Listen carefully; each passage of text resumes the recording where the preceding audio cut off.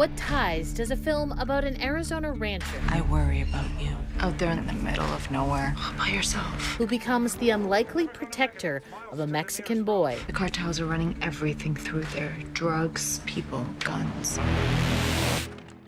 desperately fleeing cartel assassins, I don't scare easy. have to Maine? Growing up in Maine, I was very lucky going to Kennebunk High School, have really supportive teachers and classmates and parents that always encouraged me to pursue the arts. It's screenwriter Chris Charles. Maine is also a very beautiful state, so I really grew to appreciate the visuals as an artist. Charles, who now lives in Wisconsin, worked on the screenplay for The Marksman with his former college professor. We're very proud of it. It's been a long journey for my writing partner, Danny Kravitz, and me. We first started working on this project back in 2009. We've been through countless revisions and we've watched the story grow and evolve over the years as we have as writers. Years worth of revisions created the blockbuster success that The Marksman has been since its release last month. With an early draft of the script, we did a table read with some colleagues, and everyone loved the story and the characters and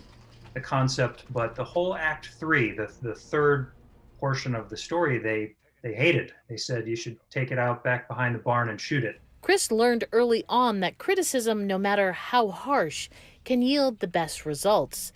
The end of the story was rewritten.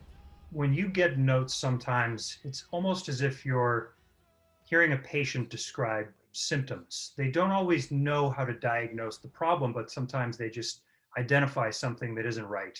And your job as a writer is to be the doctor who interprets those symptoms and prescribes a solution. The idea for the movie came to Charles when he was a student at Columbia College, reading about the conflicts taking place at the southern border. I'll call Border Patrol. It's a hot button issue, it's a divisive issue, of course, immigration.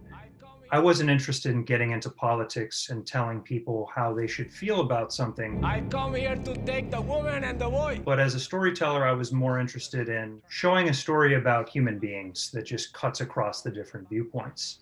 And once Danny and I discovered who our characters were and the predicament that they were in, we just fell in love with the characters. Psst. Hey, come on. You're not safe here. Comprende? Let's go. Come on. We didn't tell a story to preach to anyone. We just told a story that we feel anyone, regardless of their beliefs, can sympathize with what these characters are going through. A story a decade in the making gave Charles occasional doubts about it ever reaching the big screen. It's all about timing, you know. Sometimes you could have a great story and it's just not the right time for it to get made. So I always tell people, if you have a project that you believe in, never give up on it. It may take you 10, 20 years, but if you think it's special and you know that it'll eventually get made, then you'll find a home for it. Once Liam Neeson signed on, they knew it was going to be a success.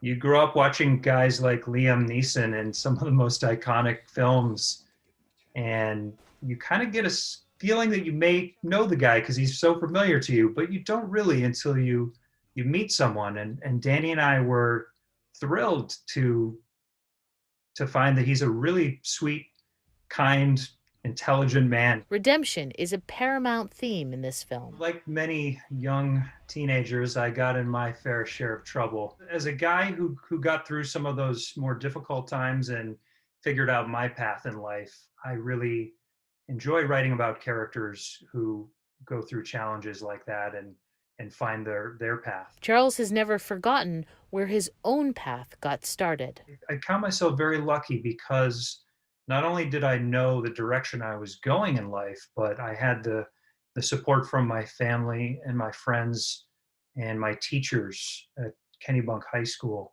Teachers like Valerie Reed and Joe Foster and Nick Luia, who were teaching and directing shows. They were incredibly encouraging. They supported us and wanted us to pursue our dreams. And I recognize the fact that not everyone has that kind of support. What's been your biggest personal takeaway from your work on The Marksman? To never give up on pursuing my dreams. I've probably made a lot of sacrifices in terms of where I could be in my life pursuing a career in the arts. It's definitely had its downsides, and I've had my darker days through that process, but I never gave up. I'm really glad that I didn't, because to be able to see it all come to fruition like this has been very rewarding.